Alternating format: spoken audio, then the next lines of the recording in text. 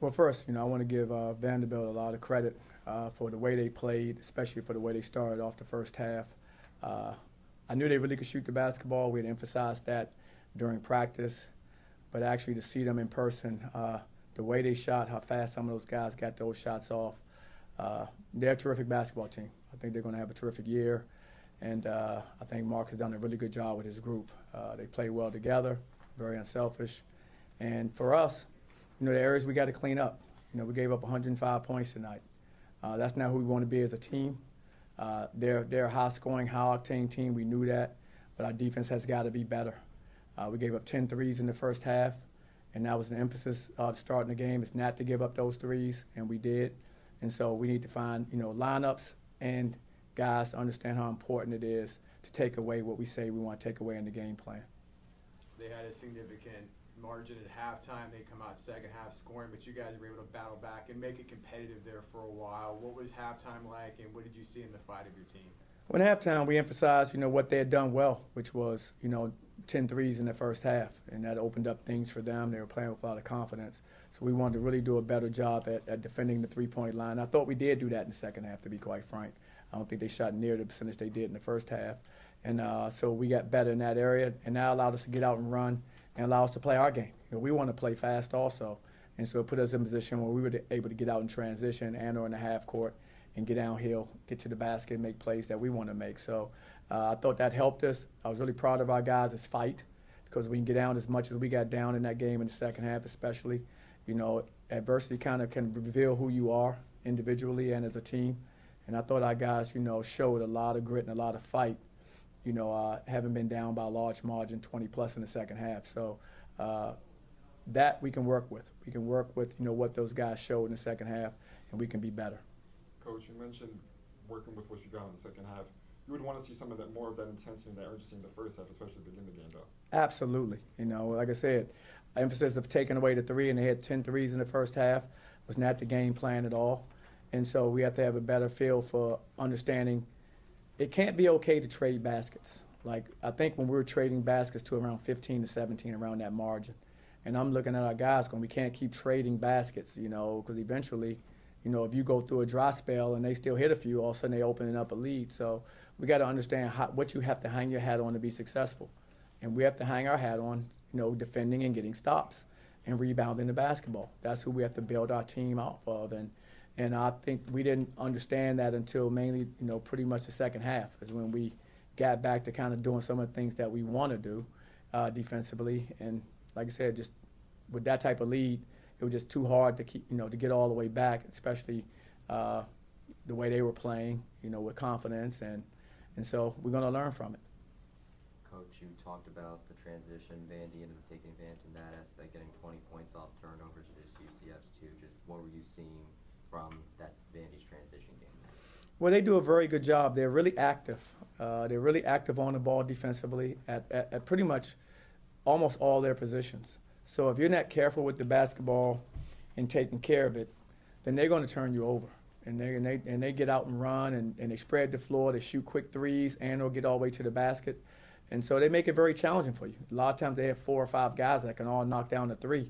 That really spreads the floor open. When you have that many guys that are weapons on the floor, it just becomes really hard to scramble and guard without leaving somebody time and space to take a shot.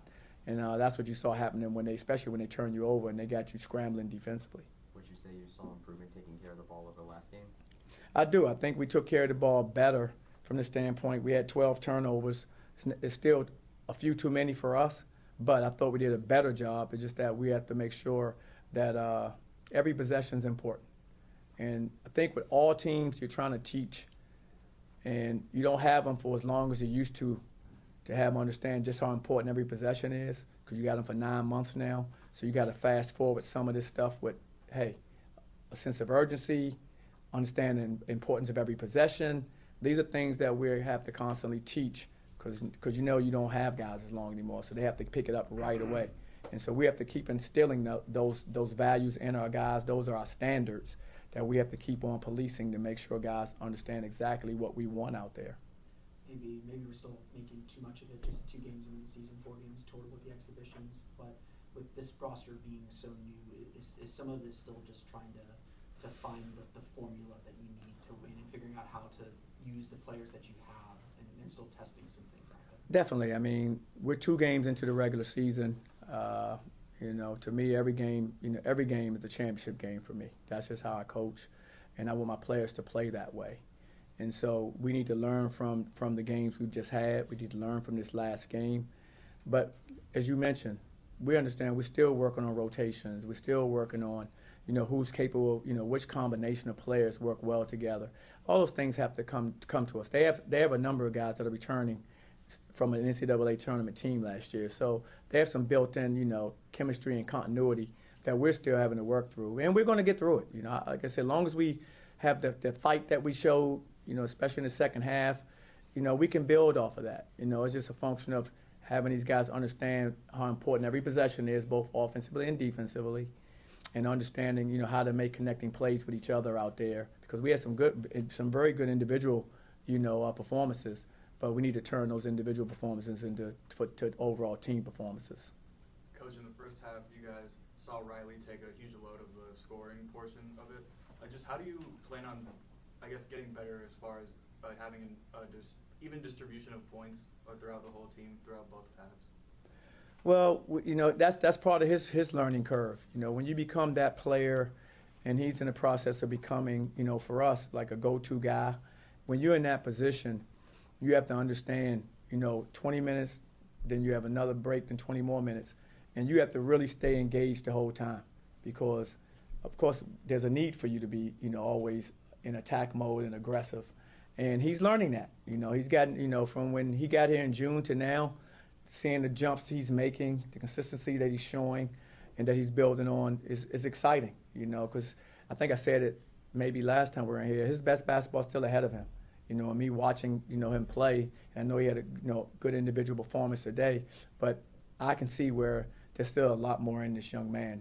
It's up to, I think, our team, it's up to our staff to keep on pushing and trying to, get it out of him. But, young man is terrific, and like I said, he can be even better. And what about the rest of the team just in general as far as their scoring? How do you get more guys to be involved in the offensive earlier in the game? That's what I mean about the chemistry and continuity. Guys learning one another. Where do I like the ball? Giving it to me in time. Where I got the shot that I really like. That's connecting, and we connect more. Then I think more guys will have opportunities to score more and make more plays for us, and that's going to happen because this team. The one thing about this group, they like each other, and it starts there. I've seen that since this summer. There's a genuine like amongst the players, and when you have that kind of togetherness, it's just a function of us coaching them up and teaching them what they got to do to be successful, and they'll figure it out because they want to win, and they like playing with each other. Coach, we talked about the turnovers, but what about the takeaways? I mean, this is the first time, at least in my memory, that UCF didn't register a steal the whole game. I know closing out the 3 was a big part, but do you think that's something you got to focus on? Definitely. I don't think we put enough pressure on them until the second half. Probably the latter part of the second half, like the last probably 13 minutes of the game. I thought, I liked our movement. I liked the force we were playing with during that stretch, and we have to remember what that felt like, and we have to replicate that going forward, because that's who we are. We're a team that want to turn you over, and we want to speed you up. That's just the way we play, and because it helps us offensively. So it's a way we play defensively that allows us to kind of get out and run and spread the floor like we want to play, and we didn't do that as well. I thought they did it really well the first 25 minutes of the game. I thought we started, getting better at it the last 15 minutes of the game. Coach, you talk about that last 15 minutes, even though it wasn't the result you wanted. How do you sort of carry that momentum from the final 10 minutes of the game into the next one? Well, one, we have to, when we break down this film, I think we can show guys now we have examples of exactly what we want when we show tape to our team. I think that's going to help them understand. They're still trying to figure out, we can have these conversations, but they're still trying to figure it out, as individual players, us as a team. And what we need to do is make sure we're showing them, we're teaching them in practice all the things that we want. Because the things that they did, some of the things they did in the second half were very, very good. We need to build off of those things while getting rid of some of the things, eliminating some of the things that we did poorly, which is, the three-point line, which is for us, You know, the offensive rebounds, them getting, you know, offensive rebound putbacks, you know, things that we work on regularly, and we had breakdowns in that today, and so that was disappointing. Chris Johnson's obviously missed quite a bit of time at previous schools. What do you feel like he showed you in his minutes tonight, especially during the second half rally? You know, I was really proud of Chris, you know, because Chris didn't play last game for us, but he was ready when his number was called this game.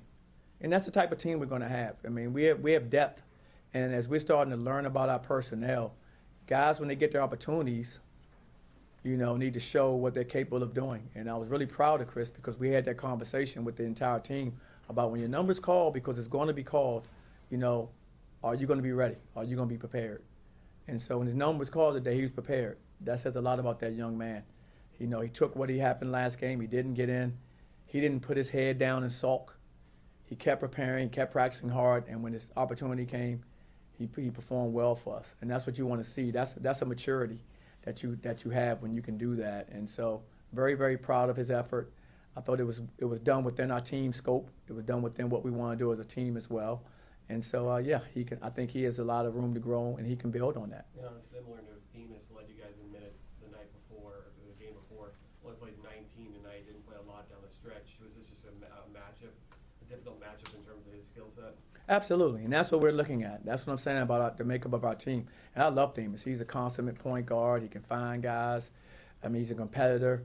But we felt tonight, based on what was going on in the first half, we thought, you know, changing up the lineup some. Chris got it going, playing pretty well out there. Riley also played some one for us. So when you have Riley and Chris Johnson today, the way they both were playing at that time, then it's hard to take them out the game. And so, but Themis is going to be there. He's our guy. He's our leader. He's our point. And so, you know, it just was a night where some other guys really made some plays to help our team. And when that happens, everybody has to assume different roles and be, you know, and be a star in whatever role that we have for you that night. And so tonight, Themis did a great job of talking to our guys on the bench, encouraging guys. And when he got his minutes, he was competitive. Time for two more. Where's John Bull in his development? Is it certain matchups maybe that aren't, you know, good for him, or, you know, I didn't play very many minutes tonight? Definitely. I mean, you hit the nail on the head. I mean, it's a game of matchups, and sometimes they have 6, 7 centers who can shoot threes, and that's not the best matchup for a player like John or any true center, because now you out there on the perimeter the whole time guarding guys behind the line. And then, you know, you ask where he is. He's a puppy. You know, he's not a full-grown dog yet. He's a puppy. And saying that, you know, he still has a lot of, you know, experience to gain, you know, during the season. I don't think he played very much last year as a freshman. And so all these minutes that he's getting are invaluable right now for him. And he's going to cherish them because he's going to look back at the minutes he's gotten over time and realize how much it helped him. So I'm excited for who he can become as a player. He's long, he's 7'2", but he also is just a puppy. He's still, you know, gaining these experiences. Just think, how many games has he really been in college? And so I'm excited for his upside. I think he's going to be a terrific player, and just a process for him just going through game by game. Coach, kind of building on those past 2 questions with the lineups and usage of center, you guys ran a small ball lineup, especially late into the game. For the majority of the second half, would you say you guys had one block? Would you say that kind of is a sacrifice you're willing to make to try to call it back into a game, knowing that it's maybe hindering the defense? No, absolutely. I don't know if it actually hinders our defense as much. It may hinder block shots because they're not shot blockers, but I don't think it hinders how we defend. I thought actually we defended better in the second half than we did in the first half. You know, I thought, but especially behind the 3-point line. You know, so I think we, you know, when you have J. Michael who can play, he can guard the 1 through the 5. Devin can guard the 1 through the 5. You have guys, when we do size down, that are capable of guarding bigger players. They're physical, they're strong. We do lack, you know, shot blocking and rim protection, absolutely. But we lose in that, we gain in the ability to guard out on the perimeter a little bit better with guys who can cover multiple positions. Coach, what do you learn from a test like this that you want to see the team implement now that you got Florida A&M coming next to conclude this opening homestand? What I want our guys to take from it is that winning is hard, and you have to go out there every single night, and you have to give an amazing effort for 40 minutes. I don't care who you're playing. Names on jerseys never bothered me, and I never bought into, you know, you playing this team is from this league or this name on the jersey, or you playing this other team and doesn't have the same name cachet. I don't believe in that. Everybody's good, especially It was always that way, and now there's even more parity in college basketball. So every single night that you walk on the floor, you're going to have to earn that win. And when we walk on the floor next time to compete, we're going to have to earn that win as well, no matter who we face. And that's how we look at it. And if we can do that, take the lessons that we learned from this game, apply them to the next game, and just try to come out better. You know, we have to get better from each one of these experiences we have. That's the ultimate goal for us. Thanks, Coach. Thank you, Coach. All right, guys.